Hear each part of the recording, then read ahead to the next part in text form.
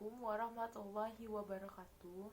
Saya Sabrila Humairo dengan NIM 19330015 akan menjelaskan tentang bahan dan alat apa saja sih yang akan digunakan pada uji viskositas aliran Newton kali ini.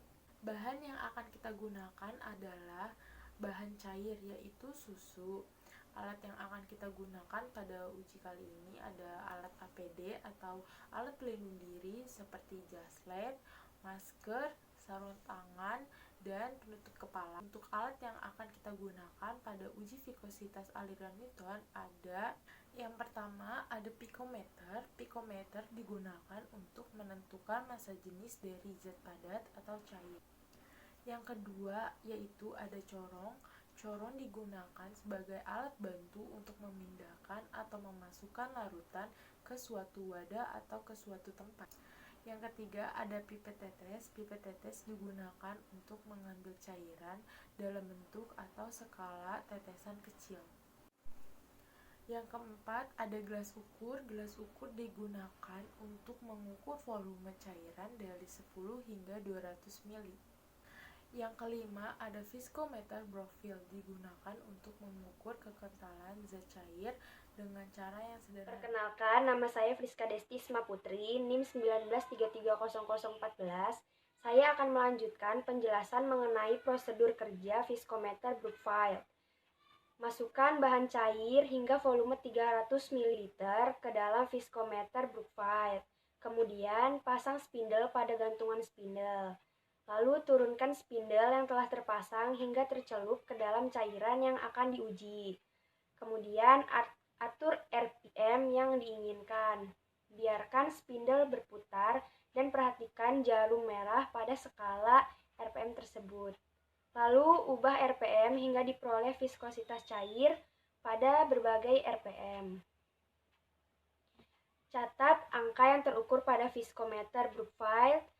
Kemudian hitung viskositas dan gaya, lalu buat grafik RPM versus gaya. Assalamualaikum warahmatullahi wabarakatuh.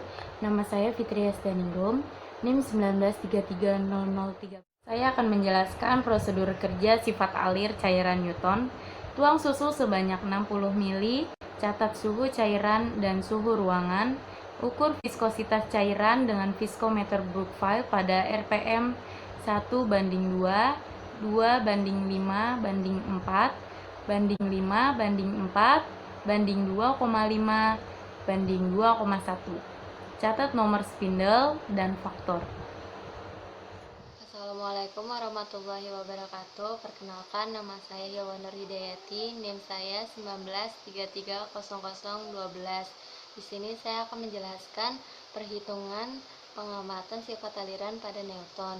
Bahan yang digunakan pada kelompok kami yaitu susu. Di sini saya akan menjelaskan perhitungan pengamatan sifat aliran Newton dengan menggunakan rumus viskositas sama dengan faktor dikali skala terpajang pada viskometer Brookfield, dan pada rumus gaya sama dengan viskositas dikali faktor viskometer. Ini adalah data yang diperoleh pada pengamatan sifat aliran Newton dengan faktor viskometer 1,2.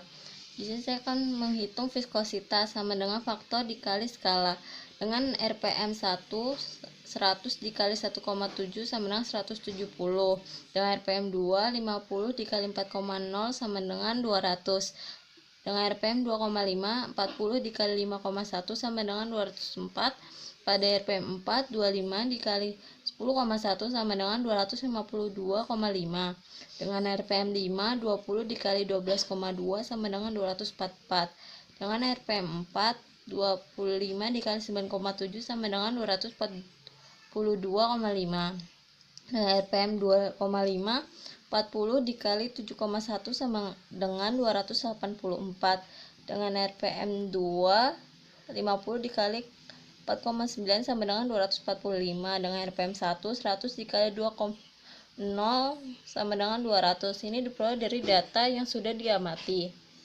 Dan selanjutnya perhitungan gaya. Assalamualaikum warahmatullahi wabarakatuh. Perkenalkan, nama saya Rizky Noviarini dengan NPM 19330016.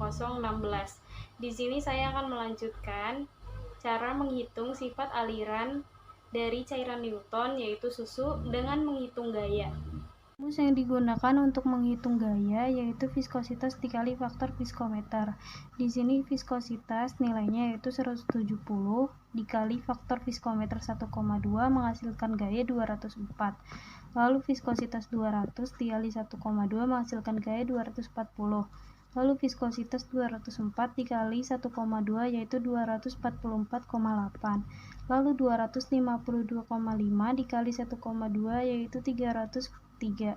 Lalu untuk viskositas 244 dikali faktor viskometer 1,2 menghasilkan gaya 292,8.